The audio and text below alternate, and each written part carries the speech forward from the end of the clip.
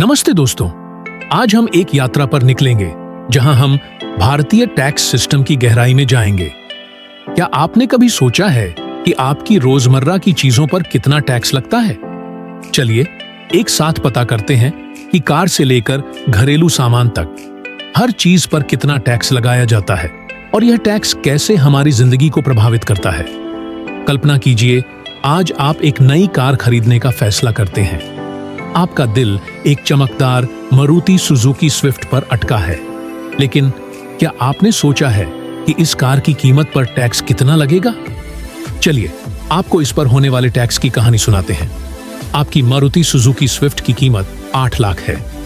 Stamp duty के रूप में आपको लगभग 40,000 से 56,000 चुकाने होंगे। जीएसटी 28% होगा, यानी 2,23,000। लेकिन अगर आपकी कार लग्जरी श्रेणी में आती है तो 15% सक्सेस टैक्स भी जोड़ा जाएगा, जिससे कुल टैक्स बढ़कर 3,30,000 हो जाएगा। रोड टैक्स राज्य के अनुसार बदलता है। महाराष्ट्र में यह 15,000 तक हो सकता है। इस प्रकार कार की कुल लागत पर टैक्स जोड़ने के बाद आपकी खरीदारी की कीमत काफी बढ़ जाती है। अब कल्पना कीजिए कि आप अपने घर के लिए कुछ घरेलू सामान खरीदने जाते हैं। आटा खरीदने के लिए, जिसकी कीमत 500 है, आपको 5% जीएसटी देना होगा, यानी 25। दूधन पर जीएसटी 0% होता है, इसलिए दूध पर कोई अतिरिक्त टैक्स नहीं लगता। फर्नीचर जैसे लकड़ी का डाइनिंग टेबल, जिसकी कीमत 20,000 है, पर 12% जीएसटी लगेगा, यानी 2,400। रेफ्रिजरेटर जो 30,000 का है, पर 18% जीएसटी लगेगा, यानी 5,400। हर छोटी मोटी चीज पर भी टैक्स का एक प्रभाव होता है और इन खर्चों को जोड़ने पर कुल राशि बढ़ जाती है। शाम को आप आराम से अपने घर में बैठकर ऑनलाइन खरीदारी या सब्सक्रिप्शन सेवाएं लेते हैं। ऑनलाइन किताबान की कीमत 1,000 है और 18% जीएसटी लगेगा, यानी 180।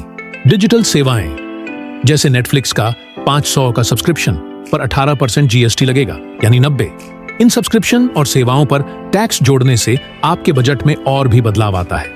अब रात का समय है और आप सोचते हैं कि स्वास्थ्य और शिक्षा पर कितना टैक्स लगता है। स्वास्थ्य सेवाएं, अगर आप एक निजी अस्पताल में 50,000 का इलाज करवाते हैं तो सामान्यतः जीएसटी नहीं लगेगा। हालांकि कुछ विशेष चिकित्सा सेवाओं पर 12% जीएसटी लग सकता है। शिक्षा, आपके बच्चे की स्कूल की फीस 20,000 है और यहां जीएसटी नहीं लगेगा, क्योंकि शिक्षा सेवाएं टैक्स के दायरे से बाहर हैं। इन सेवाओं पर टैक्स की कमी या अनुपस्थिति आपके बजट को राहत प्रदान करती है। तो दोस्तों, आज हमने देखा कि हमारी जिंदगी की छोटी छोटी चीजों पर कितना टैक्स लगता है और यह टैक्स कैसे हमारी खरीदारी को प्रभावित करता है। कार से लेकर घरेलू सामान तक हर चीज पर टैक्स का प्रभाव होता है और यह हमारी कुल लागत को प्रभावित करता है।